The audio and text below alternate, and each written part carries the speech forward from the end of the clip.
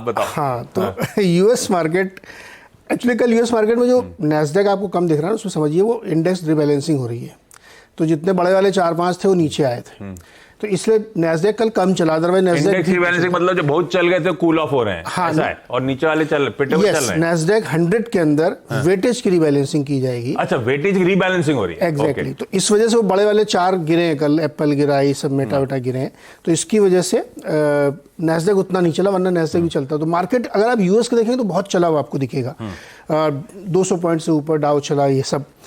लेकिन कंसर्न है वहाँ पे। देखिए अब सारे लोग निकल के आगे वही बात कर रहे हैं कि अब तो रिजल्ट सीजन देखना पड़ेगा। बैंक के रिजल्ट काफ़ी बुरे आने की संभावना है यूएस में, काफ़ी बुरे बोल रहा हूँ मैं आपको।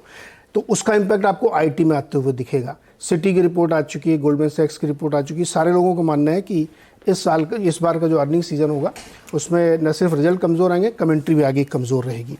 तो इसलिए ये ध्यान रखना चाहिए। लेकिन एक्चुअल प्रॉब्लम ये बिल्कुल नहीं है यूएस की। ये प्रॉब्लम तो एक 2-3 महीने की आप कह सकते हैं, 1 महीने क्वार्टर की है। रियल प्रॉब्लम चाइना में आ रही है। चाइना में डिफ्लेशन है और बहुत बुरी कंडीशन में चाइना है। 0% वहाँ का सीपीआई है, -5.4% डब्ल्यूपीआई है, और वहाँ की सरकार परेशान है कि किसी भी तरीके से इसको जैकअप किया जाए।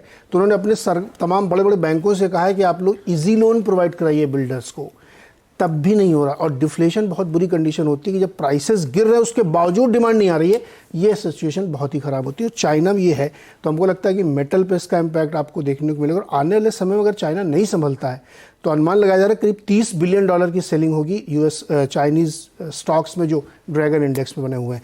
तो ये एक बहुत ही गंभीर समस्या चीन की तरफ से आ रही है। और चीन जो कि सेकंड लार्जेस्ट इकोनॉमी है वर्ल्ड की, इसलिए आप ये इग्नोर नहीं कर सकते कि दुनिया में कोई असर नहीं पड़ेगा। तो चीन को मुझे लगता है ध्यान रखना चाहिए। ये सबसे बड़ी समस्या इस वक्त बन के आ रही है। बाकी यूएस में जेनेट येलेन, ये सब तमाम लोग रेट कट कितना होगा, रेट कितना बढ़ेगा, रिजल्ट कितना आएगा, इस सब का इंतजार कर रहे हैं। लेकिन मुझे लगता है कि अब एशिया का फोकस चीन की तरफ होना चाहिए, जो एक बड़ी समस्या बनेगी। और अगर अमेरिका के बैंकों के रिजल्ट खराब आ रहे हैं तो आपकी आईटी रिजल्ट अच्छे नहीं आ सकते। काम हो गया ना, टीम बन गई अपनी। तो इसलिए मुझे लगता है इस हफ्ते की शुरुआत में वैसे हमने धक्के खाए हैं।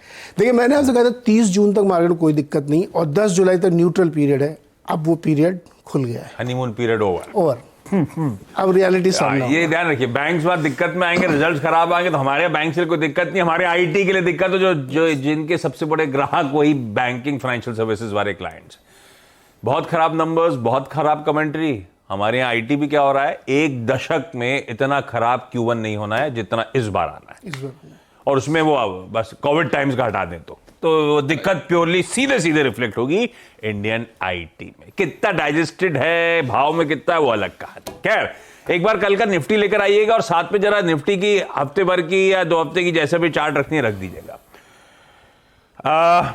निफ्टी पिछले कई दिनों से मतलब मेरे ख्याल से पिछले 5 ट्रेडिंग सेशंस पकड़ लीजिए, हम लॉजिकली 19,300 19,500 के मोटा मोटी बैंड में कंसोलिडेट करते हुए नजर आ रहे हैं। अब ये जो कंसोलिडेशन हायर लेवल्स पे आ रहा है, वीरू, मैं बाकी डेटा पॉइंट डायरेक्टर साहब बाद में दिखाता हूं।